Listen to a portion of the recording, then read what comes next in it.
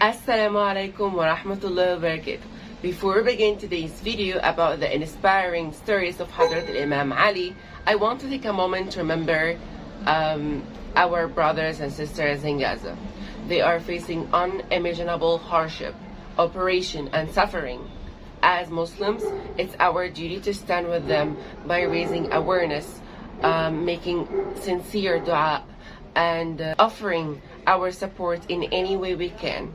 I encourage everyone watching to consider donating to trusted charities, supporting humanitarian efforts, and boycotting companies that contribute to the operation of innocent people.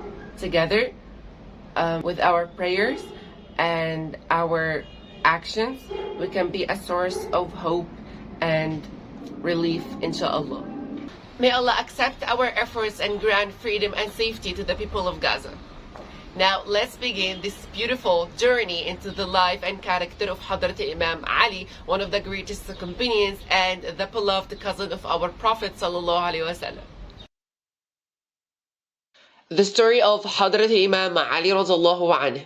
Even after becoming the Caliph, Hazrat Imam Ali often visited the markets and other public places all alone by himself. He walked around with no escort, servants, or any other companion. He was always concerned about the poor, the needy, and orphan children in the society. He helped them as often as he could. One day, as usual, he had finished his noon prayers in the mosque and was passing through the market. Suddenly, he saw a little girl sitting in a corner and weeping. Hazrat Ali approached her and asked her why she was crying. She looked at the stranger and told him that she was working as a servant in a nearby house. Her master had given her some money to buy some dates. She bought the dates from the trader in the opposite street and took them to her master, but her master didn't like the dates, asking her to return it to the trader. But now the trader was refusing to take it back. This is the reason why she was crying. She was afraid that her master would beat her. Hazrat Imam Ali consoled her and took her to the shop where she bought the dates from. He met the trader and told him, "This little girl is working as a servant, and she has no authority of her own. Take back the dates and the money she paid you." The trader was new in Kufa, and he did not recognize the man standing before him. "Who are you to give me orders?" "I will not take back the goods which are sold. Go away, and don't waste my time," he said rudely. A passerby overheard this and ran to the trader. When the trader realized that he had disrespected the Caliph of Kufa, his face went pale. He apologized for his mistake and returned the little girl's money. He turned to Hazrat Imam Ali. He cried, "Oh Amir al-Mu'mineen, please forgive me. I shall only be pleased with you when you pay attention to my morals taught in Islam." When the owner of the slave heard about this news, he too came running to Hazrat Imam Ali. He apologized for the trouble caused by his slave girl. But the Caliph was really very angry at the master. "How you cannot forgive the mistake of a little girl? You have no right to expect any mercy and forgiveness from the Lord. You people call yourself Muslims, yet have learned nothing from Islam." The trader and the master realized their mistakes and worked hard to become good Muslims from that day. It was the hottest day of summer. A woman was carrying water on her back walking towards her house. She was thinking of her children who were waiting for her to drink some water. They were thirsty and they were hungry too. But this scorching sun was not making her job easy. She was very tired, but she slowly and steadily kept walking. When they reached her house, he placed the water at their doorstep and asked, "Isn't there any man in this house to help you? "Why are you staying alone?" "My husband was a soldier," she said. "He fought for our caliph, and he was killed last year in a war." Hazrat Imam Ali was left with no words to say. He bowed his head and took leave without uttering a word.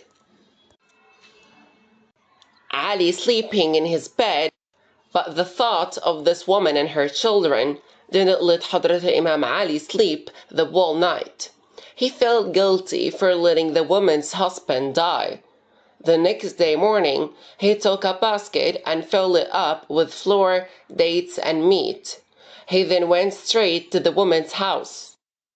He knocked at the door, and when the woman opened, she recognized him from the day before and asked why he was there. "I have brought some food for the children," he said. The woman was so happy as no one had offered her any help since her husband died. She cried and said, "May Allah bless you and judge between you and Ali." She hated Ali so much for sending her husband to war. She opened the door and asked him to come inside. "I want to offer you my help in any way I can. What can I do for you? Shall I knead the flour for you?" he asked her. "Very well, I can cook better than you. But if you are eager to help, then please look after the children." Hazrat Imam Ali looked after the children and played with him. After some time, he took the meat from the basket and grilled them. Then he started feeding the children with his own hands. He kept saying, "My son, forgive Ali if he has failed in his duty towards you," every time he fed the children. When the flour got ready, the woman asked him to put fire in the oven. He agreed and made the fire. But when the flames rose up, he brought his face near the fire and said, "Taste the hate of the fire. That's the punishment of those who ignore their duties towards orphans and widows." Such was his regret. It was then that a neighbor walked into the house and she recognized Hazrat Imam Ali. When she realized that it was a caliph indeed, she cried to the woman, "Don't you recognize the man who is helping you? He is Amir al-Mu'minin Imam Ali radiallahu anhu ibn Abu Talib." The widow was shocked. She came forward and cried in shame, "Shame on me, please forgive me." Then Hazrat Imam Ali replied, "No, I beg your pardon because I failed in my duty towards you." From that day, the needs of the widow and their sons were taken care of. Hazrat Imam Ali always had a soft corner towards widows, orphans, and other needy people. He believed that the Muslim society played a major role in taking care of them. It's what Prophet Muhammad ﷺ had taught them. And that brings us to the end of this part. I hope you all enjoyed the video. So don't forget to like, subscribe, and share. And see you soon in the next part, part 4. Bye.